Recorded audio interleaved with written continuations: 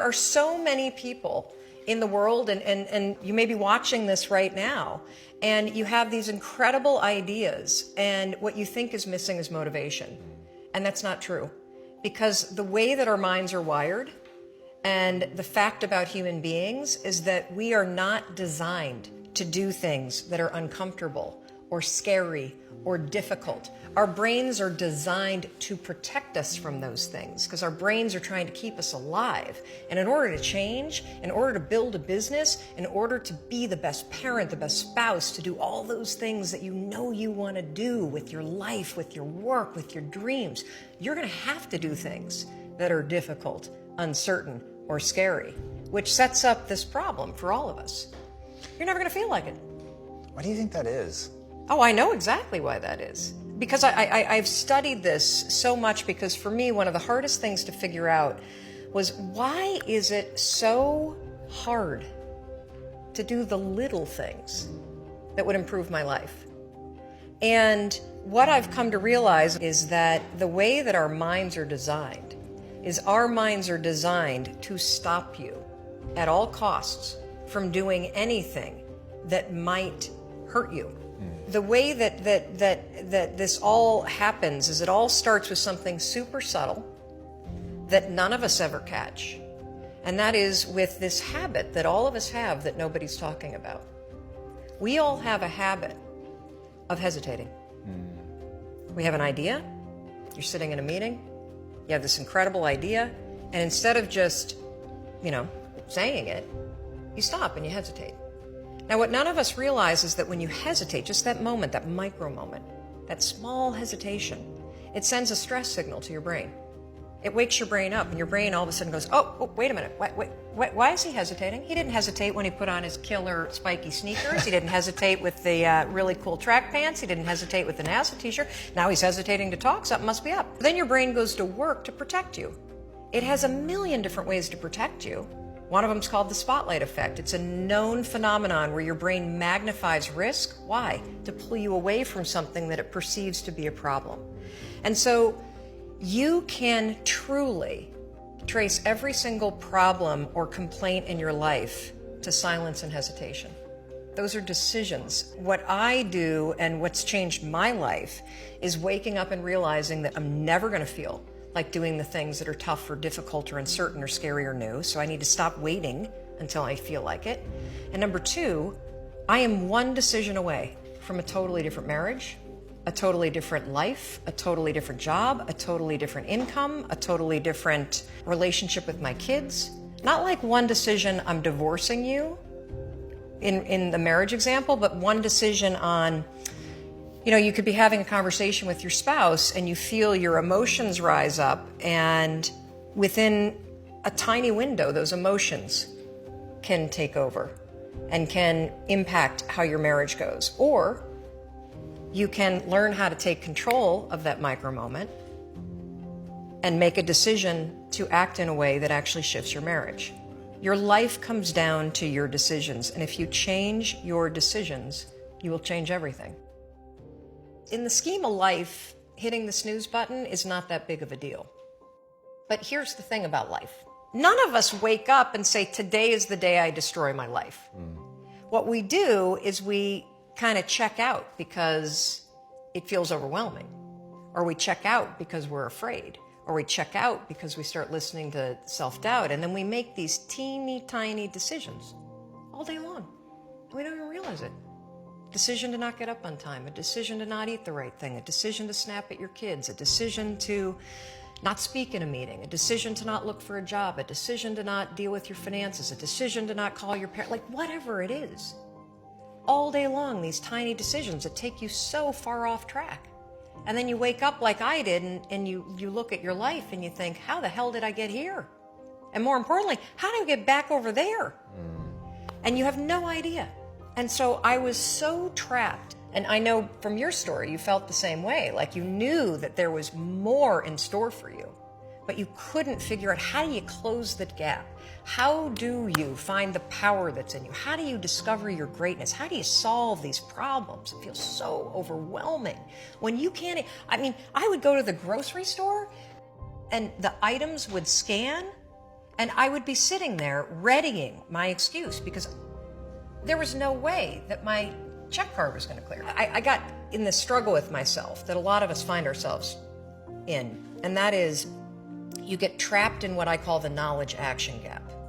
You know what to do, but you can't seem to make yourself do it, right? I mean, every one of us is one Google search away from a list of instructions that if you follow any of them, it will change your life. But how do you get out of your head and stop thinking about what you need to do and actually do it? And in my case, this stuff was pretty easy. Get up on time, make breakfast for the kids, get them on the bus, start looking for a job. Don't drink so much. Instead of isolating yourself, pick up the phone and call a friend. Get yourself out into the woods and go for a walk. Start running again. Like all these little things that I was capable of, but I couldn't get out of here. Could not get out of here. And if you're stuck, that's the problem. The problem is you're in your head, you're thinking.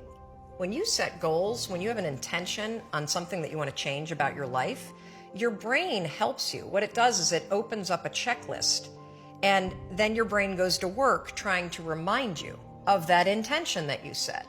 And it's really important to develop the skill, and I say that word purposefully, the skill of knowing how to hear that inner wisdom and that intention kicking in and leaning into it quickly. So for me, my brain saying, that's it, right there, move as fast as a rocket, Mel. I wanted to change my life. And I think most people that are miserable or that are really like dying to be great and dying to have more, we want to change. We want to live a better life. We want to create more for our families. We want to be happier. The desire is there.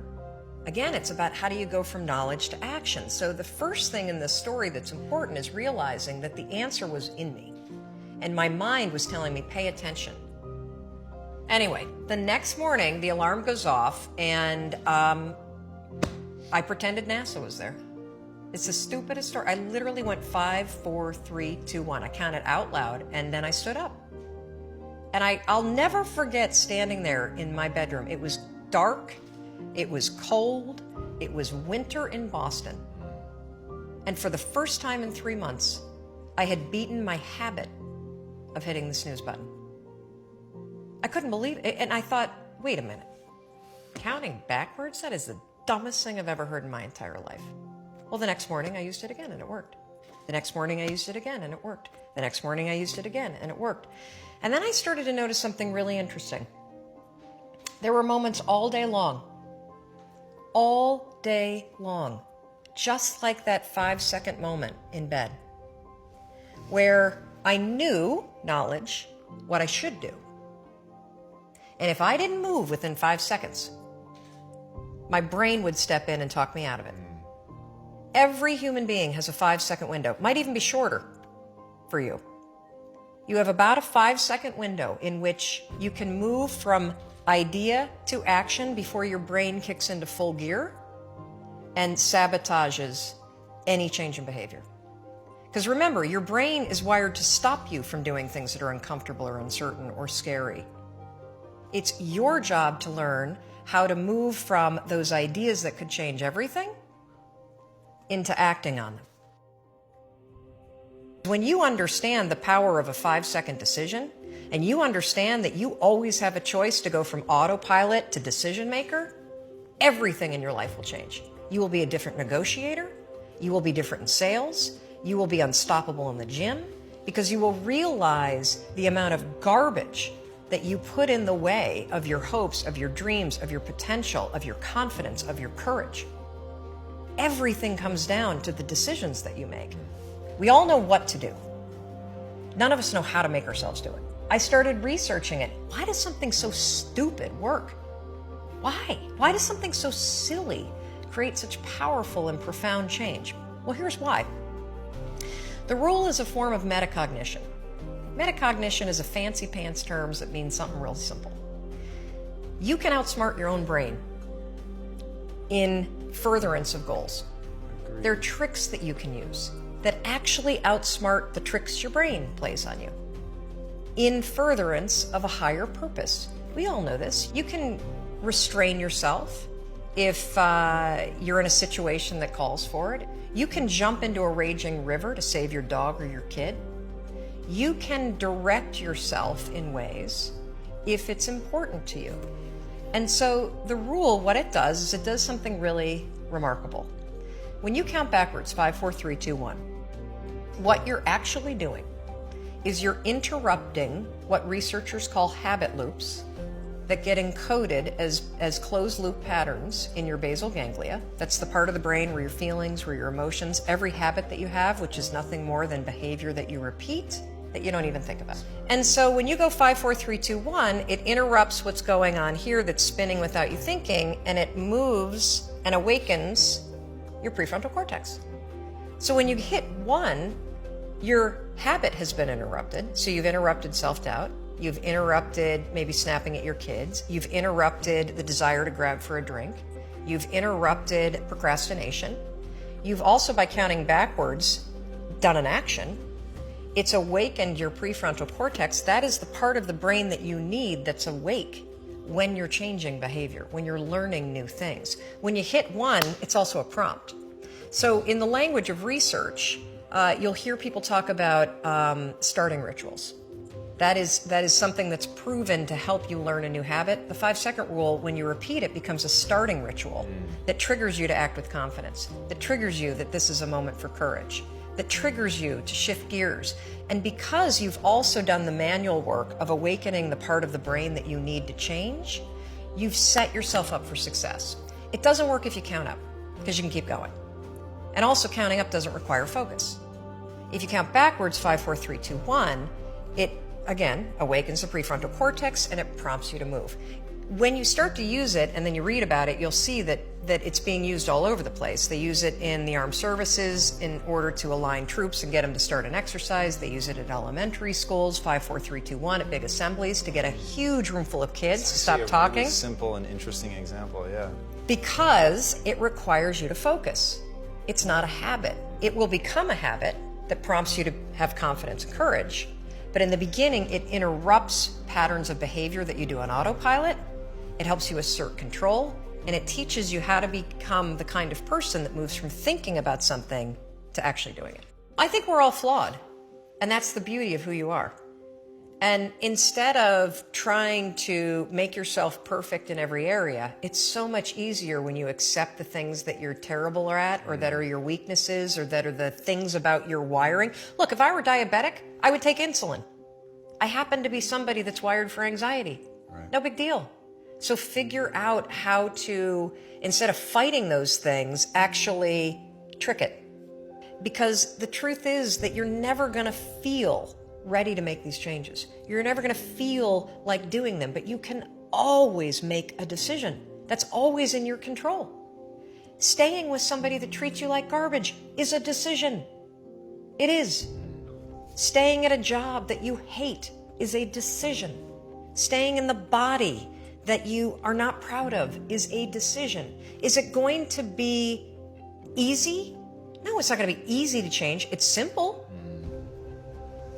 Do a Google search and then use the 5-second rule to force yourself to do that stuff. Change comes down to 5-second decisions, and this is why the 5-second rule is important for everybody to know. It's your job to push yourself. And I don't care if you're Dr. Martin Luther King Jr., or you're Michelangelo, or you're Lin-Manuel Miranda, who wrote Hamilton, you will struggle with self-doubt. And everybody that you admire, everybody, and the list is the same for everybody. Oh, Oprah Winfrey, and I want to be like, Tom, and I want to be like, Branson, and I want to be like Jay-Z, and I want, everybody's list is the same. Bill Gates, and do you know what those people do? They do not have the habit of hesitating. They trust themselves.